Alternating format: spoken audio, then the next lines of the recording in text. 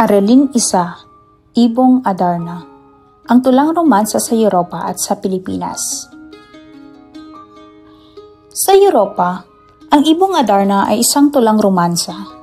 Ito ay pasalaysay na katang-isip tungkol sa pakikipagsapalaran o adbentura ng mga bayaning karaniwang may dugong bughaw tulad ng mga prinsipe at prinsesa. Naiiba ito sa epiko na isa ring tula tungkol sa kabayanihan at adbentura ng pangunahing tauhan. Ang salaysay sa tulang romansa ay may halong kulay at damdamin ng romansa.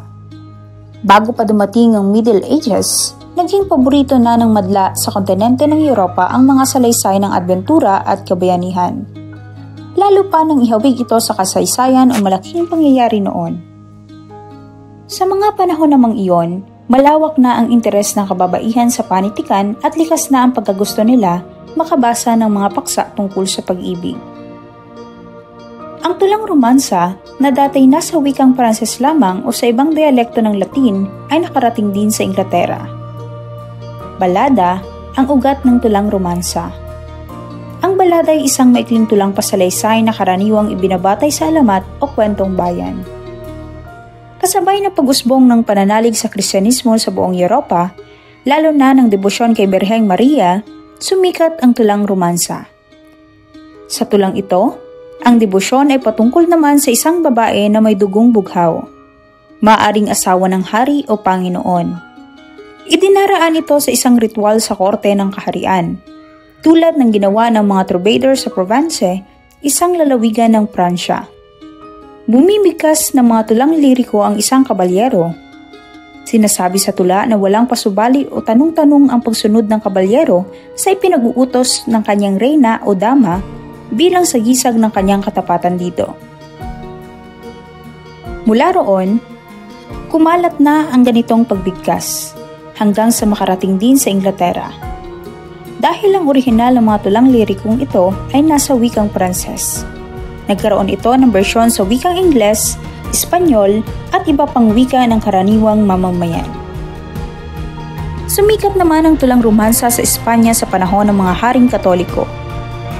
Umakyat na sa trono sina Haring Fernando at Reyna Isabel ng Espanya noong ika-14 at 79 hanggang sa paghalili ng anak nilang si Haring Carlos noong ika-15 at 19.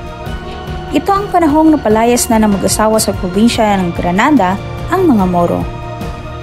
Nooy hindi natanyag ang mga anyo ng tulang Villancicos, Chiglares at Cantares de Gesta. Ang panitikan din ay di pa dugong bughaw, kundi pangmadla na rin. Ang tulang romansa ay lumaganap sa karaniwang mamamayan. Sa Pilipinas, naging dalawa ang anyo ng tulang romansa nang tumagal ito sa Pilipinas. Ito ay ang awit at ang kurido. Hanggang ngayon ay wala pang pag-aaral na nakasisiguro kung kailan at paano ito nakarating sa kapuluan. Gayon din kung papaano ito nagkaroon ng pagkakaiba. May nagsasabing galing ito sa Mexico na gumagamit ng salitang kurido na balbal na salitang Espanyol o kurido na nangangahulugang nangyari. Sa totoo, may dumarating noon sa Pilipinas na buletin o opisyal na pabalita ng pamahalaan ng Mexico ng corridos. Ngunit, sa tradisyon ng panitikang Pilipino, lahat ng mahahabang tulang pasalaysay ay binabasa o binibigkas ng pakanta. Dahil ang ugat naman ng tulang romansa ay balada na nilikha para kantahin. Nawala na ang pagkakaiba ng dalawang anyo ng tulang romansa.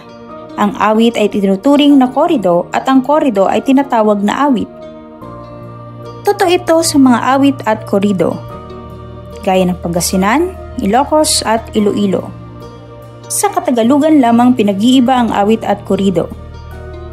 Nagkakatulad ang awit at korido sa dalawang bagay. Kapwa pakanta ang bigkas o basa ng mga ito. Kapwa aapating linya o tinatawag nating quatrain. Ang berso at bawat saknong. Gayunman, ang mga historiador ng panitikan ng Pilipinas ay gumawa ng mga batanayan ng pagkakaiba ng dalawang anyong ito ng tulang romansa. Ang kanilang pagkakaiba. Sa kurido, ang sukat ng bawat linya sa isang saknong ay wawaluhing pantig. Mabilis ang pag-awit o pagbigkas nito tulad sa mabilis na pagsasalaysay. Ang paksa ay alamat at pantasya. May kapangyarihang supernatural ang tauhan kung minsan at may malalim na damdaming relihiyoso. Sa awit, ang sukat ng bawat saknong ay 12 pantig. Mabagal ang pagbigkas sa pag-awit nito kaya madamdamin. Higit na makatotohanan dahil ang paksa ay malapit sa kasaysayan at higit na buhay at masigla ang damdamin nito. Ang ibong Adarna sa iba't ibang bahagi ng mundo. Walang bansang matutukoy na pinagmula ng tulang romansang ito. Sinasabi lamang na may mga pagkakahawig ang mga tauhan at pangyayari sa mga salaysay nito. Lumitaw ang anyong ito ng panitikan sa mga bansa ng Europa, Gitnang Silangan at maging sa Asya. Ang pagkakatulad naman ito sa mga pinagmulang bansa ay ang mga sumusunod. Una, pare-parehong may sakit ang ahari at kinakailangan ito ng lunas o gamot. Denmark at Alemanya. Ikalawa, ang lunas ay maaring tubig, halaman ng buhay o awit ng isang ibon. Alemanya at Gitnang Silangan. Ikatlo, karaniwan ang hahanap ng lunas ay magkakapatid na prinsipe at ang bunso ang laging sinaswerte. Alemanya at Indonesia. Ikaapat, laging nakapag-aasawa ng prinsesa ang nagtatagumpay sa paghanap ng lunas. Denmark at Alemanya. Mahalaga ang ibong Adarna sa pagpapaunlad ng katauhan o kabataan at kabilang sa kahalagahan ng ito ay ang paglinang ng pagkilala sa Diyos, paglinang ng mabubuting katangian ng isang individual, paggalang sa awtoridad at nakakatanda, pagpapahalaga sa kaugalian at tradisyon, gayon din ang pagkilala sa kultura.